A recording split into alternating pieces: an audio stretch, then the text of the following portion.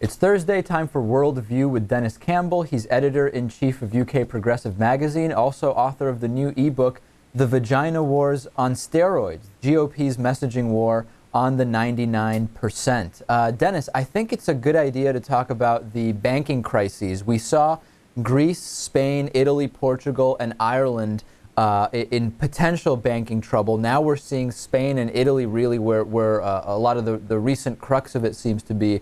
What's going on? Talk about the 6.8% sovereign debt limit that exists within the EU. Give us a sense of it. Yeah, the biggest issue you have right now is one of when sovereign or national debt. Right now, the U.S. is at somewhere the equivalent is actually below zero. It's about minus 0.02%. When it gets above 6.8%, the rating agencies tend to treat that sovereign debt pretty much as a junk bond. And Spain and Italy are both at that particular point right now. Spain, in particular, passed Spain passed 7.9% and hit 6.9% and hit 7 today, despite the fact that they got a 150 billion euro bailout.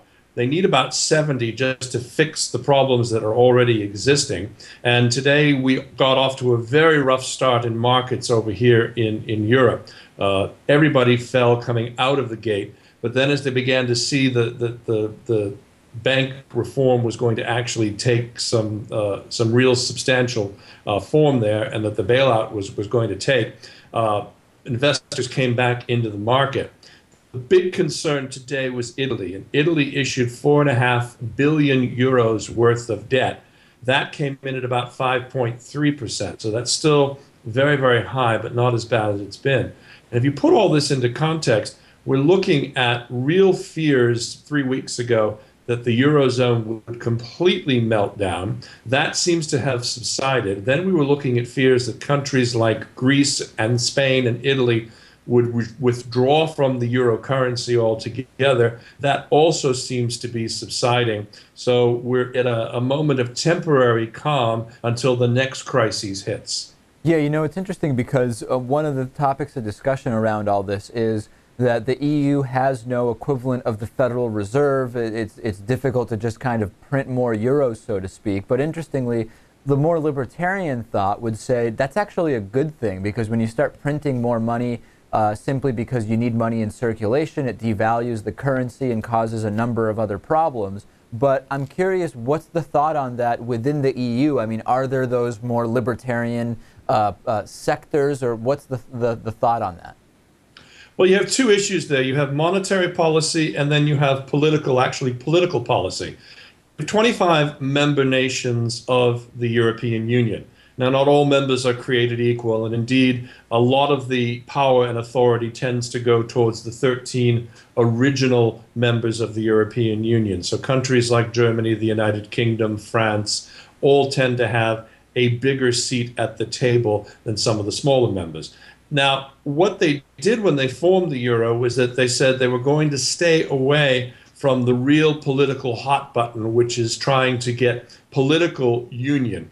Even though they have a European Parliament and 600 members elected from the 25 member states, they meet in Brussels and then they move in the summer up to Strasbourg and on the French-German border. Right. Those people really have no authority other than when they issue regulations that all states must follow.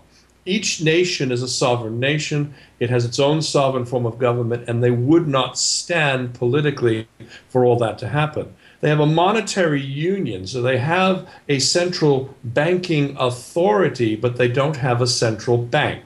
So the Federal Reserve, being the central bank of the United States, with a population of roughly 330 million people, they can take whatever steps they need to ensure that the monetary policy, the amount of cash that is turned on and off with the spigot, can happen.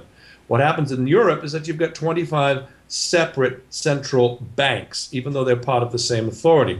And one of the big issues of this crisis is whether or not they should have a more centralized European monetary authority, and they're beginning to move towards that. And even Angela Merkel came on the waves first thing this morning when you were all still sound asleep and began to say there needs to be more political union. The problem is that you have several states that would never agree to that.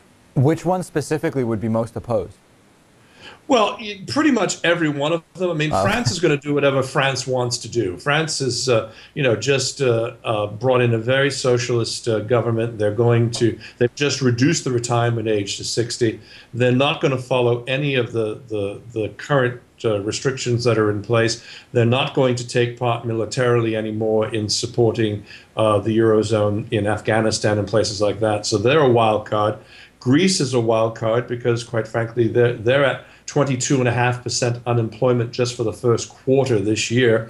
They're imploding under 25% budget cuts. It's just bloody stool there in Egypt, in Greece, excuse me. And you just don't know where the next problem is going to come up. Spain invested too much in real estate. Now they can't seem to find any employment. They have huge unemployment. It's just a really tough situation all the way through. Okay, so last thing on this, how would this affect, I'm curious if at all, would it affect the average American? I mean, in other words, certainly this could affect the relative currency when traveling to Europe or Europeans traveling to the U.S., but maybe, I don't know, as far as exports, imports go, or what other ways could this impact the average American? Well, the biggest impact right now is going to be in the banking system because, again, the banks in the United States, the banks in the United Kingdom, the banks in Asia all own a huge amount of this sovereign debt.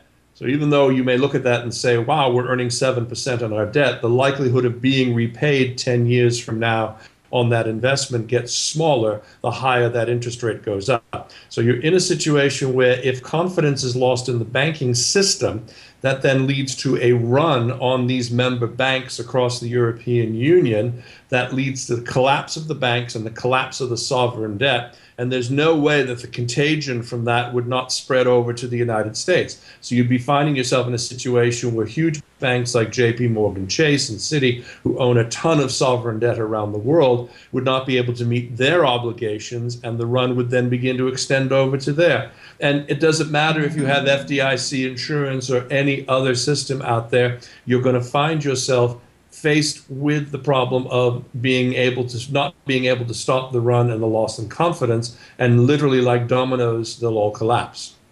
All right, Dennis Campbell, editor-in-chief of UK Progressive Magazine, also author of the new ebook, The Vagina Wars on Steroids, GOP's messaging war on the 99%. Great to talk to you as always. Thanks, enjoyed it as well.